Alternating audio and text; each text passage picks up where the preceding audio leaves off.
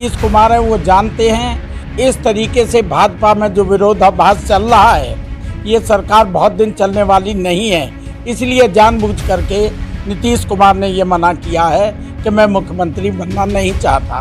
खुद जीतने वाला मुख्यमंत्री, खुद जीतने वाली पार्टी के अंदर भी उत्साह नहीं दिखाई दे रहा है कि हम चुनाव जीत गए, उनके चेहरे भी लटके हुए। जो बिहार का जनादेश है वो गारंटी के साथ बिहार की आम जनता जानती है कि उन्होंने जो मतदान किया था वो किया था तेजस्वी के लिए। ये चुराया हुआ जनादेश है, हम इसका विरोध करते हैं। इसलिए तेजस्वी यादव ने स्पष्ट रूप से पहले दिन कह दिया था कि ये चुराया हुआ जनादेश है, ये धोखे का जनादेश है, ये जो है इनकी काम का या इनके नाम का जनादेश नहीं है। इसलिए उन्होंने बहिष्कार किया और हम मानते हैं कि उन्होंने जो किया वो सही किया। नरेंद्र मोदी भी जानते हैं, अमित शाह भी जानते हैं कि तेजस्वी यादव इस समय मुख्यमंत्री हैं बिहार के। लाइव टीवी, सच सबसे आगे। जब से ये बिहार चुनाव, विधानसभा चुनाव के जो नतीजे आए हैं, हर तरफ से यही कहा जा रहा है कि इस जो चुनाव में है बहुत सारे घपले हुए। कल जेडीयू नेता का भी बयान आया था कि आपने सुना था कि कल उनका बयान ये आया था कि जो भी राजनीति हुई है, जो भी बिहार चुनाव जो हुआ है वो पहले से सोचे समझे एक साजिश के तहत हुआ है। तो हमारे साथ कुछ लोग हैं, तमाम लोग, इनसे बातचीत करेंगे कि जिस तरीके से बिहार चुनाव की जो राजनीति आपने देखी, पहले विधानसभा चुनाव के जो नतीजे आए हैं काफ़ी विवादित रहा। आज शपथ हालांकि ले लिया नीतीश कुमार ने, लेकिन नीतीश कुमार शपथ लेने से पहले वो ये कह रहे थे कि मैं मुख्यमंत्री नहीं बनना चाहता। तो इसको क्या किस तरीके से देखते हैं? मैं समझता हूं कि नीतीश कुमार इस बात को बड़ी अच्छी तरीके से जानते हैं कि चुनाव किस तरीके से मोदी अमित शाह की इस रणनीति के तहत चुनाव जीता गया है। तो वो जानते हैं कि ये जैसा कि भाई तेजस्वी ने कहा है कि ये मजबूर और मजबूत की मजबूरों की सरकार है। पहले सुशील कुमार मोदी का पत्ता काटते हैं डिप्टी सीएम के तौर पे जो एनडीए है, अब 2 डिप्टी सीएम, और दूसरी तरफ आपने देखा होगा नीतीश कुमार पहले मना करते हैं। तो क्या लगता है नीतीश कुमार को पहले ही से आकांक्षा हो चुका है कि सरकार ज़्यादा देर नहीं चलेगी? बिल्कुल, देखिए जनादेश जो है नीतीश कुमार के खिलाफ है, जनादेश मोदी के खिलाफ है, जनादेश सुशील कुमार मोदी के खिलाफ है। ये पूरा जनादेश भारतीय जनता पार्टी के जो नीतीश कुमार के साथ गठबंधन करके सरकार चल रही थी उसके खिलाफ है। ये जनादेश चुराया हुआ परिणाम है, चुराया हुआ जनादेश है। जहाँ तक आपने कहा कि बिहार के अंदर अभी एक महिला ने ये बोला कि नियमों के खिलाफ काम हुआ है। तेजस्वी यादव ने प्रेस कॉन्फ्रेंस की। तेजस्वी यादव है कौन? महागठबंधन के नेता हैं। तेजस्वी यादव बिहार का एक बहुत बड़ा चेहरा बन चुके हैं, और बिहार का नहीं, तेजस्वी यादव को बिहार की राजनीति में रोकना ये भूल होगा। तेजस्वी यादव हिंदुस्तान की राजनीति के बहुत बड़ा चेहरा बन चुके हैं, और सब जानते हैं, नरेंद्र मोदी भी जानते हैं, अमित शाह भी जानते हैं कि तेजस्वी यादव इस समय मुख्यमंत्री हैं बिहार के। कि जो पोस्टर बैलेट इन्होंने शुरू में खोले थे और वो राजग के पक्ष में जा रहे थे, बहुत लंबे उस पे जा रहे थे। इन्होंने उन बैलेट की गिनती को रोक करके और ईवीएम चालू कर दी, और लास्ट में जब तेजस्वी यादव जी ने ये क्वेश्चन उठाया है, लास्ट में आकर के फिर उनकी गिनती करी। वो पढ़े लिखे इंसान लोग हैं जिन्होंने पोस्टल बैलेट पर वो दिए है। बिल्कुल, वो इतनी बड़ी संख्या में 100, 150, 200, 250 वो पोस्टल बैलेट कैंसिल नहीं होते हैं जो इन्होंने करके दिखाए हैं। इससे साफ जाहिर होता है कि इन्होंने तो लोकतंत्र पर डाका डाल करके और तानाशाही को हिंदुस्तान के अंदर कायम किया है।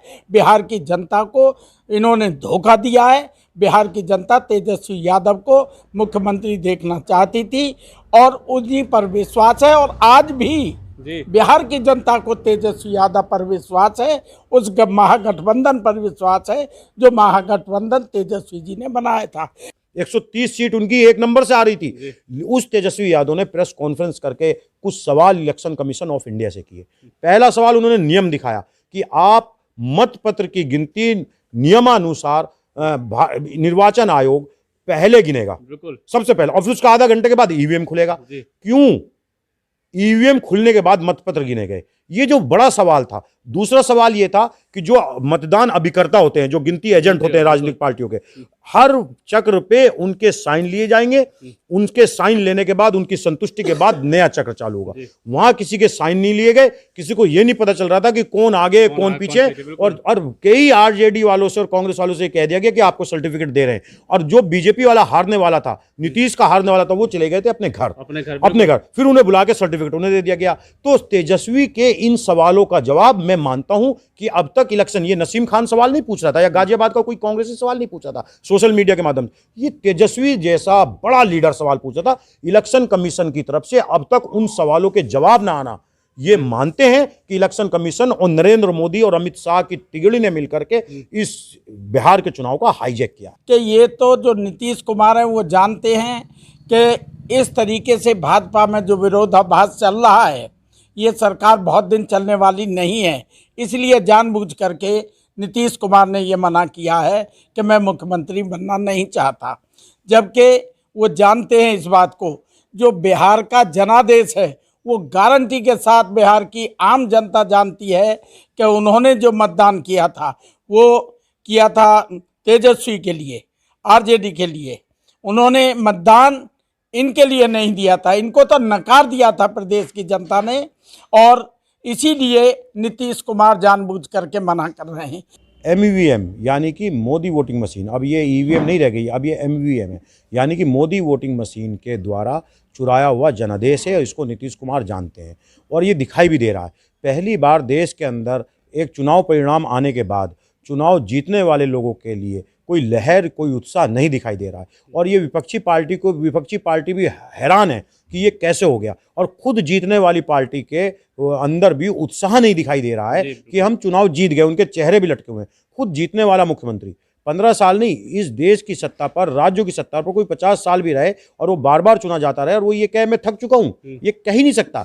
ये ऐसा है जैसा एक छात्र पूरी नकल रख करके और पेपर दे करके नकल से पेपर दे करके और वो पास हो रहा फर्स्ट डिवीजन, उसके बाद वो भी खुशी नहीं मनाता। उसको पता है कि मैंने नकल कर करके ही फर्स्ट डिवीजन लाया हूँ। तो ये चुराया हुआ जनादेश है, हम इसका विरोध करते हैं और ये EVM देश के अंदर से बंद होनी चाहिए। ये सब EVM का खेल है। EVM की वजह से ही ये सत्ता में है। और मैं दावे के साथ कह सकता हूँ, जब तक EVM से चुनाव चलेगा, कोई भी पार्टी, कोई भी दल सत्ता प्राप्त नहीं कर सकता।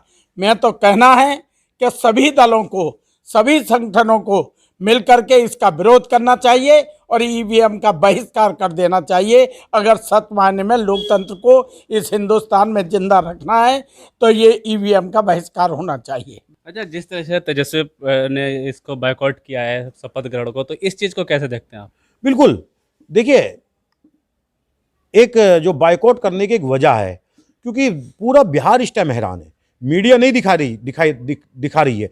जगह जगह लोग EVM के खिलाफ अपना गुस्सा जाहिर कर रहे हैं क्योंकि सारा हमारा भारतीय मीडिया जो है, ज़्यादातर अधिकांश भारतीय मीडिया, 1-2 चैनलों को छोड़ करके सब कहीं ना कहीं नरेंद्र मोदी सरकार की गिरफ्त में है। नरेंद्र मोदी ने उनको अदानी अंबानी के द्वारा खरीदा हुआ है, तो वो सब जो है अंदर की चीज़ों को दिखा नहीं रहे हैं। गुस्सा है और ये पता है। देखिए, आप क्या कहना चाहते हैं? आप ही हमें बताएं।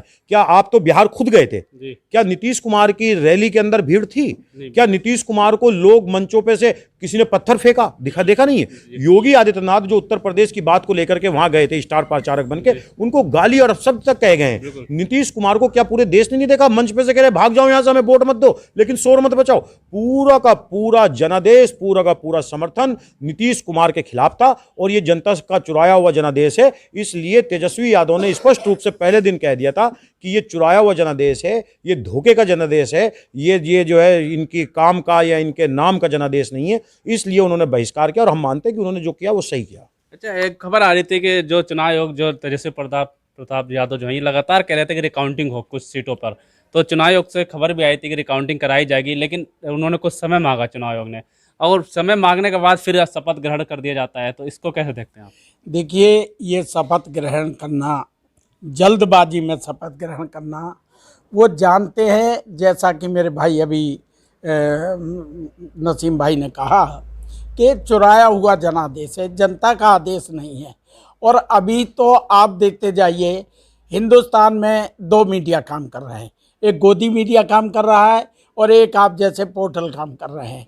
निश्चित रूप से कह सकता हूं आज आपके सामने कि आप पर भी प्रतिबंध लगने वाला है, ये जान लीजिए। क्योंकि मोदी अपने खिलाफ, भारतीय जनता पार्टी अपने खिलाफ कहीं भी कोई दिखाए उसको देखना नहीं चाहते। ये तो बिल्कुल एकदम निरंकुश शासक हो गए, प्रजातंत्र नहीं, ये डेमोक्रेसी नहीं, अब तो तानाशाही है, हिटलर शाही चल रही है। जो वो चाह रहे हैं सभी अपने निजी आदमी हर संस्था पर उन्होंने काबिज कर दिए हैं। इस हिंदुस्तान की जनता को या किसी भी विपक्षी पार्टियों को कहीं न्याय नहीं मिलेगा। अब तो केवल और केवल सब दलों को मिलकर के, सभी संगठनों को मिलकर के अपने अपने बैनर तले इस दिल्ली को जब तक नहीं घेरा जाएगा, मैं समझता हूं जब तक प्रजातंत्र को नहीं आप यहां बाहर रख सकते। प्रजातंत्र नहीं है, कोई प्रजातंत्र नाम की चीज़ नहीं है। वो मुद्दों पर चुनाव नहीं लड़ रहे, वो ईवीएम के माध्यम से चुनाव लड़ रहे हैं। वरना कोई भी राजा, कोई भी शासक कभी ये नहीं चाहेगा कि मेरे देश की जनता मेरे से नाराज हो। उन्हें मालूम है कि जनादेश तो हमारे हाथ में है, हमारा ईवीएम में बंद है, जो फीचर हम उसमें फीड कर देंगे वही रिजल्ट निकलेगा। तो ये जनता को न्याय नहीं मिल रहा और जनता का जनादेश बिल्कुल चुरा लिया गया है, डकैती डाली गई है एक तरीके से। और जहां भी जाओगे चुनाव होगा, ये ईवीएम के माध्यम से चुनाव जीतेंगे, इन्हें कोई नहीं रोक सकता। अच्छा, एक आज भी एक वीडियो वायरल हुई है जहाँ के जो अधिकारी है वहाँ पे वो बता रही है लेडीज़ है कि वो हम लोगों को चुनाव, हम लोगों के हस्ताक्षर होते हैं पहले, उसके बाद हम डिक्लेयर करते हैं कि कौन जीता है कौन नहीं। लेकिन इस बार चुनाव में बिहार में ऐसा हुआ है कि पहले ही डिक्लेयर कर दिया गया, हमें पता भी नहीं कि कौन जीत रहा है, क्या है, हमारा हस्ताक्षर भी नहीं दिया गया है। तो क्या लगता है कि अभी भी कुछ बाकी हो सकता है बिहार चुनाव में? शपथ ग्रहण चालू है। देखिए शपथ ले ली इन्होंने, तानाशाह चल रही है नरेंद्र मोदी की और अमित शाह की देश के अंदर। ये क्या कह रहे हैं आपको पता नहीं कि रात में शपथ ली गई थी, महाराष्ट्र के अंदर चोरी से शपथ ली गई थी। आपने मध्य प्रदेश के अंदर देखा क्या हुआ है। इन लोगों के अंदर सत्ता की भूख घुस गई है। ये लोग लोगों की सेवा नहीं करना चाहते, राज्यों में, सरकारों में और केंद्र में बने रहना चाहते हैं। उसकी एक बहुत बड़ी वजह यह है कि इन लोगों ने केंद्र सरकार में रहते हुए इतने बड़े बड़े घपले और घोटाले कर दिए हैं, इतने बड़े बड़े कांड कर दिए हैं। इन्हें ये डर है कि अगर जो हम सत्ता से चले गए, सत्ता से बेदखल हो गए, दूसरी सरकारें आएंगी, जांच एजेंसी अपना काम करेंगी स्वतंत्र रूप से और ये जेलों में जाएंगे। इसलिए इन लोगों के अंदर डर पैदा हो गया है और ये अपने सारे गलत और काले कामों को ये जनादेश के द्वारा सही देश के सामने सही साबित करना चाहते हैं कि हमने जो भी काम किया, विपक्ष जो उनको गलत कह रहा है, खराब कह रहा है, लेकिन हमें जनादेश मिला है। और जनादेश किस चीज से मिल रहा है? लोगों के द्वारा नहीं मिल रहा है जनादेश मिल रहा है एमवीएम से, मोदी वोटिंग मशीन से। जब तक ये इलेक्ट्रॉनिक गजट हिंदुस्तान के अंदर रहेगा तब तक जनादेश इन्हें मिलता रहेगा, क्योंकि जनादेश के डकैत इस टाइम दिल्ली के अंदर संसद भवन में बैठ चुके हैं। अब ये क्या बोलते हैं कि मशीन में गड़बड़ नहीं हो सकती। क्यों नहीं हो सकती? मशीन इंसान को ऑपरेट करती है या इंसान मशीन को ऑपरेट करता है? ये सबसे बड़ा सवाल है। इंसान मशीन को ऑपरेट करता है और ये इलेक्ट्रॉनिक गजट है। हम आपसे सवाल पूछना चाहते हैं नरेंद्र मोदी जी से, भारत सरकार से, या जितने बुद्धिजीवी लोग हैं जो ईवीएम का समर्थन करते हैं। जिस जर्मनी ने इस ईवीएम को, इलेक्ट्रॉनिक गजट को बनाया था, उनके यहाँ क्यों नहीं हो रही है? दुनिया का सबसे विकसित देश कौन सा है? अमेरिका। अभी हमने देखा उनके यहाँ बैलेट से हुई।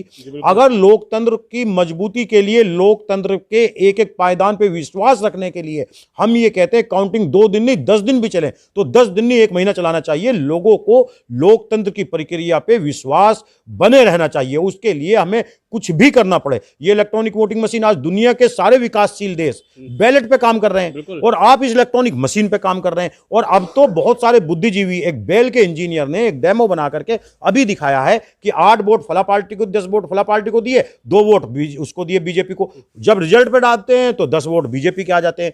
अब ये पूरी तरीके से साफ हो चुका है कि वोटिंग मशीन के द्वारा ये लोग घोटाला घपला कर रहे हैं। ये तो कांग्रेस को डैमेज करते हैं खास तौर से, वरना 19 सीट नहीं जीते। वे सीटें बहुत बढ़ती जी। ये तो केवल और मोदी, अमित शाह ये चाहते हैं कि हम कांग्रेस को खत्म कर दें। इसी प्रकार ये बुलंदशहर का एक चुनाव हुआ है जी। मैं वहां 25 दिन लगातार रहा हूं। किसानों से मिला, नौजवानों से मिला, ब्राह्मणों से मिला, कटिकों से मिला, वाल्मीकियों से मिला। मतलब भाजपा का कहीं माहौल ही दिखाई नहीं दे रहा था। हर किसान ये कह रहा था कि हम कहीं भी वोट डाल सकते हैं पर लेकिन बीजेपी को नहीं डालेंगे, लेकिन उसके बावजूद 80,000 वोट आना, जी बिल्कुल। तो वहां कम किसकी की गई? जो अजीत सिंह और मुलायम सिंह का गठबंधन था उनकी वोट कम की गई, कांग्रेस की वोट की कम की गई। ये जो मोदी कहते थे कि कांग्रेस मुक्त भारत कर दूंगा, तो मुझे अब विश्वास होने लगा है कि ईवीएम के माध्यम से ये वाकई कांग्रेस मुक्त नहीं, ये तमाम विपक्ष मुक्त देश बना दे। जी बिल्कुल, लगातार सवाल जो है ईवीएम पे उठ रहे हैं और बिहार चुनाव का जो फैसला है तब से जो है ईवीएम से लेकर और भी धांधली प्रशासनिक अधिकारियों की तरफ से भी जो धांधली हुई, इस पे सवाल लगातार उठ रहे हैं।